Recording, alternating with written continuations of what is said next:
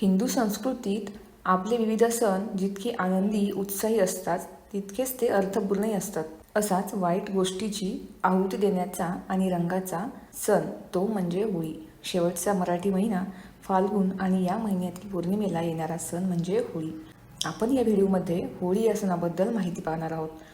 हा सण का साजरा केला जातो, यामागचा काय उद्देश आहे ते आपण या व्हिडिओमध्ये बघूयात. होळी हा हिंदू धर्मातील एक प्रमुख सण आहे, जो रंगाचा सण, वसंत ऋतूचे स्वागत आणि वाईटावर चांगल्याच्या विजयाचे प्रतीक म्हणून साजरा केला जातो. हा सण फाल्गुन पौर्णिमेला होलिका दहन आणि दुसऱ्या दिवशी धुलीवंदन म्हणजेच रंगोत्सव अशा 2 दिवसात साजरा होतो. कोकणात शिमगोत्सव म्हणून हा सण मोठ्या उत्साहाने साजरा केला जातो, ज्यामध्ये पालखी आणि लोकनृत्य मुख्य आकर्षण असतात. शेवटचा मराठी महिना फाल्गुन आणि या महिन्यातील पौर्णिमेला येणारा सण म्हणजे होळी. देशभरात विविध ठिकाणी हा सण साजरा करण्याची पद्धत वेगळी आहे, पण तितकीच खास आणि आकर्षक आहे. तर होळी हा सण साजरा करण्यामागील काय उद्देश आहे हे बघू. दुष्ट प्रवृत्ती, वाईट अमंगल विचार यांचा नाश करून चांगली वृत्ती, चांगले विचार अंगी बाळगावे हा या सणामागील उद्देश आहे.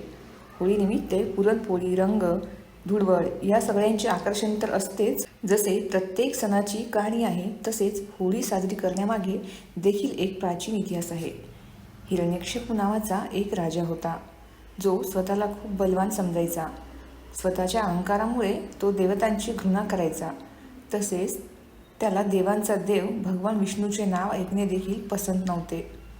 परंतु त्याचा पुत्र प्रल्हाद हा भगवान विष्णूचा परमभक्त होता आणि हे हिरण्यकशिपूला अजिबात पसंत नव्हते.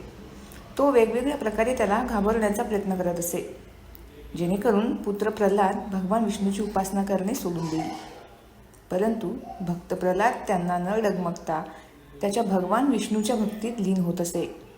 ह्या सगळ्याला कंटाळून राजाने एक योजना बनवली आणि त्यानुसार आपली बहीण होलिका, जिला वरदान मिळाले होते की ती आगीवर विजय प्राप्त करू शकते, तसेच कोणतीही आग तिला जाळू शकत नाही. राजाने होलिकेला भक्त प्रल्हादला घेऊन अग्नीच्या चित्तेवर बसण्यास सांगितले. प्रल्हाद आपल्या आत्यासोबत अग्नीच्या चित्तेवर बसला आणि भगवान विष्णूच्या नामस्मरणात लीन झाला.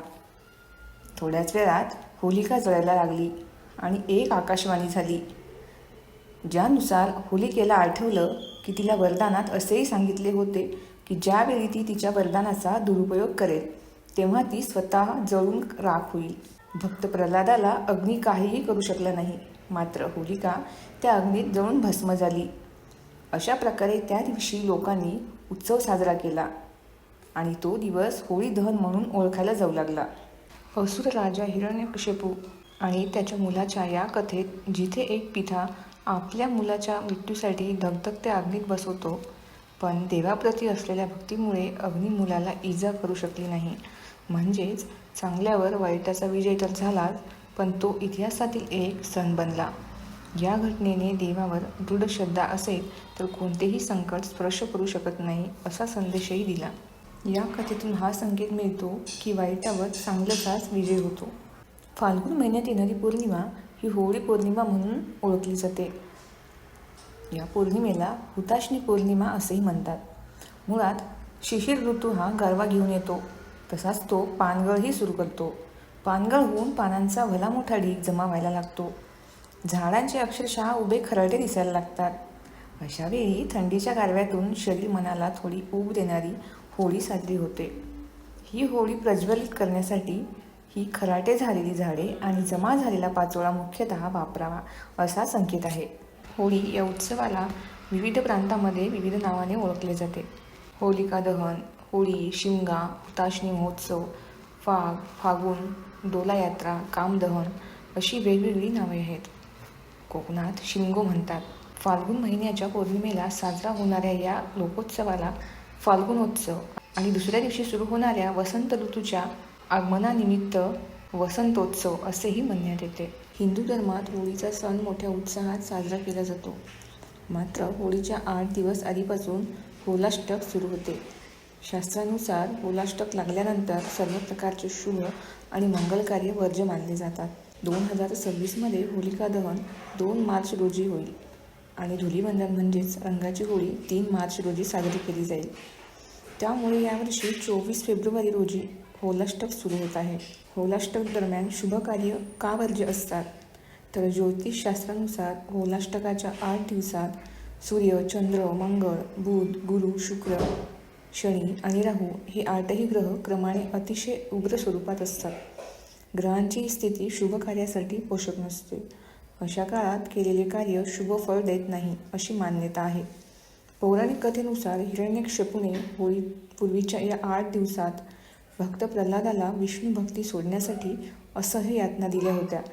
हा काळ दुःख आणि कष्टाचा मानला जातो, म्हणून या काळात आनंदाची शुभ कार्य केली जात नाहीत. होळी हा सण म्हणजे वसंत ऋतूचा प्रारंभ, हिवाळा संपून उन्हाळ्याची चाहूल लागण्याचा वेळ, निसर्गाचे चक्र शांततेकडून दाहकतेकडे जाण्याचा काळ. थंडीच्या दिवसात आपले शरीर हे सुस्त झालेले असते, यामुळे शारीरिक थकवा आल्यासारखे वाटत असते.